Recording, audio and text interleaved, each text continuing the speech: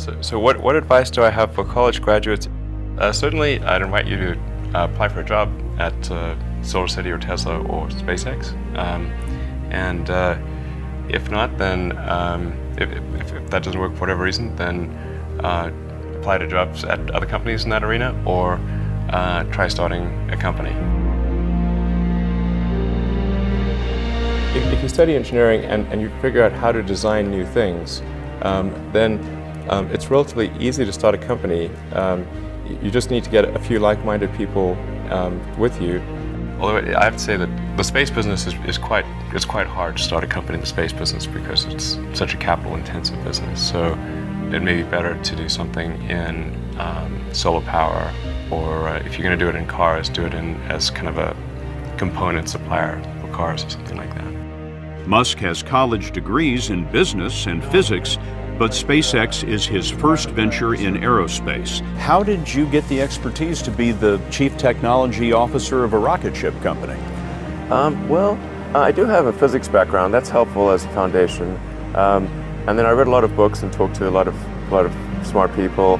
Don't just follow the trend. You may have heard me say that it's good to think in terms of the physics approach of first principles, which is, rather than reasoning by analogy, you boil things down to the most fundamental truths you can imagine, and you reason up from there. And this is a good way to figure out if something really makes sense, or if it's just what everybody else is doing. It's hard to think that way. You can't think that way about everything. It takes a lot of effort. But if you're trying to do something new, it's the best way to think. And that framework was developed by physicists to figure out counterintuitive things like quantum mechanics. So it's really a powerful method. And I want to know, what is the one thing that has surprised you about your life?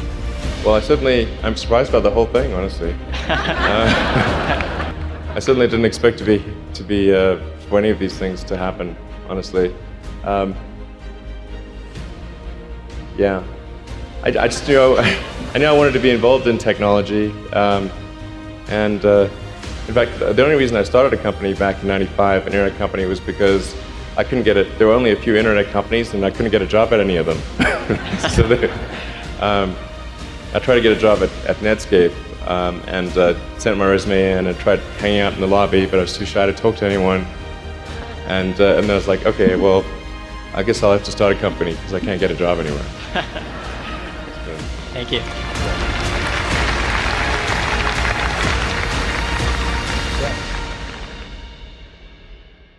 I wouldn't say I'm fearless. In fact, I think I feel fear quite strongly. But if what we're doing is, what I'm doing is, I think, is important enough, then I just override the fear. Mm-hmm. So, but it's not as though I feel like more strongly than I would like. I think also people tend to overweight risk on a personal level. It's one thing if you've got, a mortgage to pay and kids to support, and that if you were to deviate from your job, well, how are you going to feed your family and pay the rent? And okay, that's understandable. But let's say you're young and you're just coming out of college or coming out of high school or whatever. What do you risk?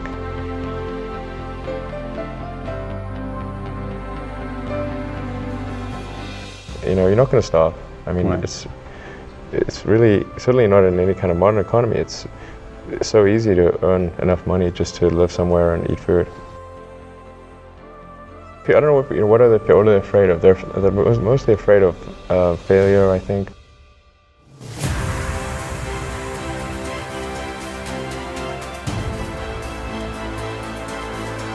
People should be less risk averse when there's not much at risk.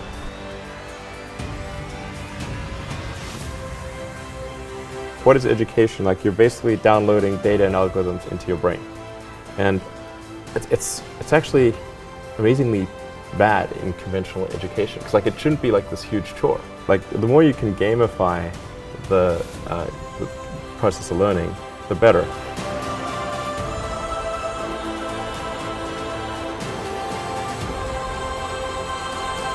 I was at sort of a slight existential crisis because I was trying to figure out what does it all mean? Like, what's the purpose of things? And I came to the conclusion that if we can advance the knowledge of the world, if we can do things that expand the scope and scale of consciousness, then we're better able to ask the right questions and become more enlightened, and that's really the only way forward. What drives you? What is it that when you wake up in the morning, do you see a problem and you want to solve it? The thing that drives me is that I want to be able to think about the future and feel good about that. That we're doing what we can to have the future be as good as possible, to be inspired by what is likely to happen, and to look forward to the next day. So that's what really drives me, is trying to figure out how to make sure that things are great and going to be so, and that's the underlying principle behind Tesla and SpaceX. Is that I think it's pretty important that we accelerate the transition to sustainable generation and consumption of energy. It's inevitable, but it matters if it happens sooner or later.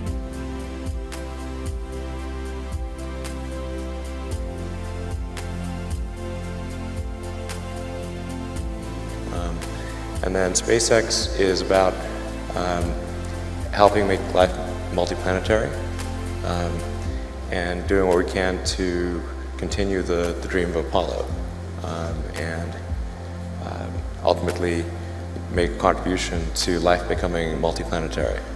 Well, let's talk a little more about that. I think everyone is very interested in that when you say making life multiplanetary. Yeah, that's exciting. It is exciting. So what's your vision there? I think, particularly for Americans, like, think about America is a nation of explorers. People came here from other parts of the world that, chose to give up the known in favor of the unknown. So I think exploration, like I think the United States is a distillation of the human spirit of exploration, and so that's why it appeals to Americans so much. You can see this when, say, there was a shuttle tragedy, and 7 people died, and that's terrible. But a lot of people die all the time. But why do we care so much? Because it was the dream of exploration that was dying along with those people. That's why. I mean, I thought both Tesla and SpaceX would fail at the beginning. You saw it? Yeah, sure. Really? Of course. But nevertheless, you put all your money in that.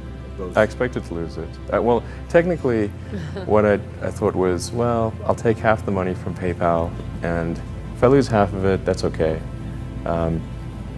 But then, of course, the companies encounter difficulties, and then have a choice of either let the company die, or put, all the money into the companies. And so I really didn't want the companies to die, so I put all the money in the companies. Yeah. And then I had to borrow money from friends to pay living expenses. Yes. It's just looking just for evidence of exceptional ability. And if there's a track record of exceptional achievement, then it's likely that will continue into the future.